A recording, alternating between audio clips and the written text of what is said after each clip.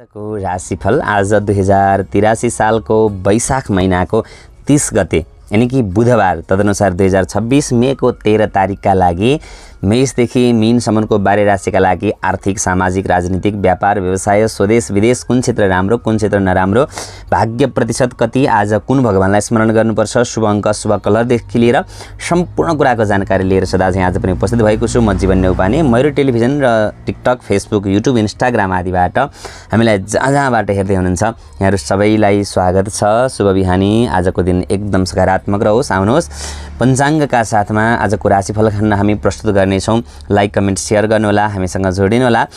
ढिला नगरिकन शुभारम्भ गरौँ। आज 2083 सालको वैशाखको 30 गते आज बुधबार रहेको छ। कुनै पनि कार्य गर्दै हुनुहुन्छ भने आज सरस्वती मातालाई स्मरण गरेर कार्यको सुरुवात या थालनी गर्नुभयो भने तपाईँको दिन एकदमै राम्रो, एकदमै सकारात्मक हुनेछ। बिहान सूर्य 5:18 उदाउनु हुनेछ भने बेलुका 6:44 अस्ताउनु हुनेछ। बिहान 5:18 भगवान सूर्य उदाउनु हुनेछ। दिनमान रहेको छ 13 घण्टा 26 मिनटको भने रात्रिमान रहेको छ 10 घण्टा 34 मिनटको।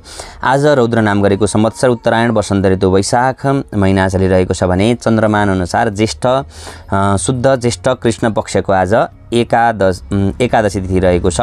सामान्यतया आज बिहान 9:19 एकादशी तिथि रहनेछ।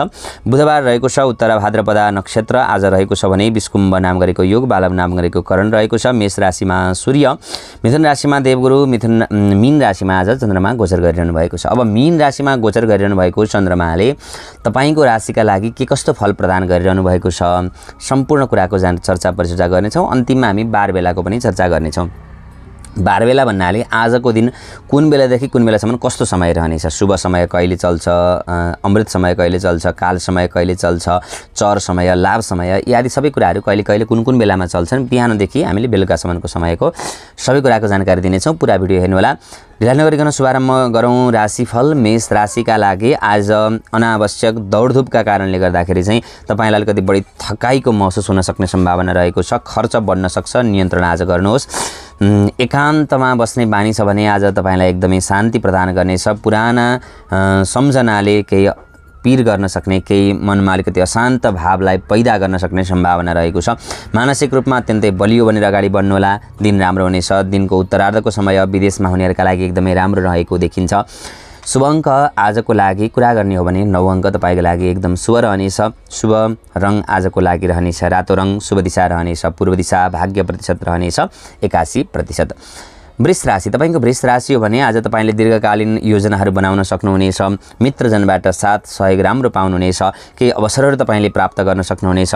सामाजिक क्षेत्रमा रहनेहरूका लागि एकदमै राम्रो रहनेछ भने सकारात्मक सोच, सकारात्मक विचारका साथमा अगाडि बढ्नुहोला, एकदम राम्रो रहनेछ। शुभ अङ्क आजको लागि रहेको छ 5 अङ्क। शुभ रङ रहेको छ सेतो रङ। शुभ दिशा रहेको छ दक्षिण दिशा। भाग्य प्रतिशत रहनेछ 81%। मिथुन राशि तपाईँको हो भने आज मिथुन राशि हुनेहरूका लागि सामान्यतया कार्यमा केही ढिलासुस्ती हुन सक्ने सम्भावनाहरू रहेको देखिन्छ। तर सामान्यतया आफूभन्दा ठुलाको साथ पाउनुहुनेछ। पद प्रतिष्ठामा वृद्धि हुने सम्भावनाहरू रहन सक्छ।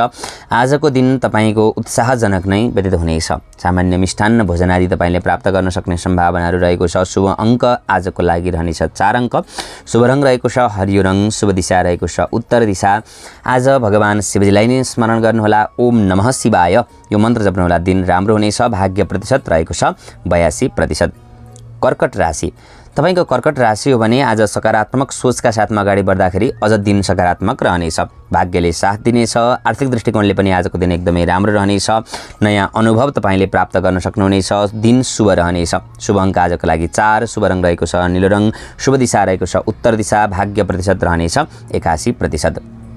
सिंह राशि, सिंह राशि तपाईँको हो भने आज स्वास्थ्यमा केही ध्यान दिनुपर्नेछ। तपाईँले बनाउनुभएका योजनाहरू कार्यान्वयनतर्फ जान सक्नेछन्। आर्थिक जोखिम तपाईँले उठाउन सक्नुहुनेछ। मन शान्त रहनेछ। धैर्यताको आज आवश्यकता रहेको छ। अनुसन्धानको क्षेत्रमा रहनेहरूका लागि एकदमै राम्रो रहनेछ।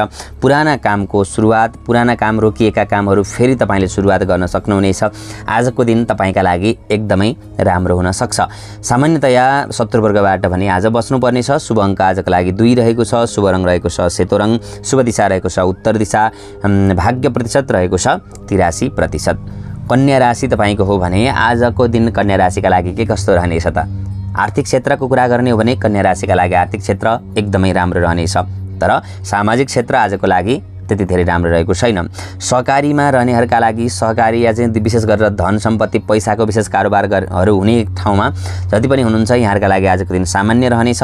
प्रेम सम्बन्ध पनि आजको दिन सामान्य रहनेछ। तर विदेशमा हुनेहरूका लागि आजको दिन एकदमै राम्रो रहेको छ। आजको लागि शुभ अङ्क रहनेछ 6 अङ्क, शुभ रङ रहेको छ नीलो रङ, शुभ दिशा रहेको छ दक्षिण दिशा, भाग्य प्रतिशत रहनेछ 81%।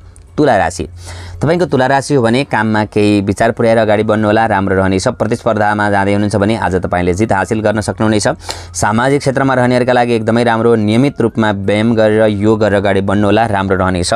दिनको उत्तरार्धको समय तपाईले विशेष आफूलाई परिवर्तित गर्न सक्ने, आफ्ना योजनाहरूलाई कार्यान्वयनतर्फ लान सक्ने सम्भावना रहनेछ भने दाजुभाइ दिदीबहिनीको साथ पनि तपाईले पाउन सक्नुहुनेछ। आजको लागि शुभ अङ्क रहनेछ 7 अङ्क, शुभ रङ रहेको छ सेतो रङ, भाग्य प्रतिशत रहनेछ 81%। वृश्चिक राशि, तपाईको वृश्चिक राशि हो भने आज रचनात्मक क्षेत्रमा रहनेहरूका लागि एकदमै राम्रो, मनोबल अत्यन्तै उच्च बन्नेछ। सकारात्मक सोच, सकारात्मक ऊर्जामा वृद्धि हुनेछ। दिन खुसियालीका साथमा व्यतीत हुनेछ। शुभ अङ्क आजको लागि 4, शुभ रङ रहेको छ नीलो रङ, शुभ दिशा रहेको छ दक्षिण दिशा, भाग्य प्रतिशत रहनेछ 81%। धनुराशिको कुरा गरौँ, तपाईको धनुराशि हो भने आज घर परिवारसँगको साथले तपाईको मन अत्यन्त प्रसन्न रहनेछ। तपाईको धनुराशि हो र धनुराशि हेर्ने गर्नुभएको छ भने आज उत्साहमा वृद्धि हुनेछ, मन शान्त रहनेछ, एकदमै स्थिर रहनेछ।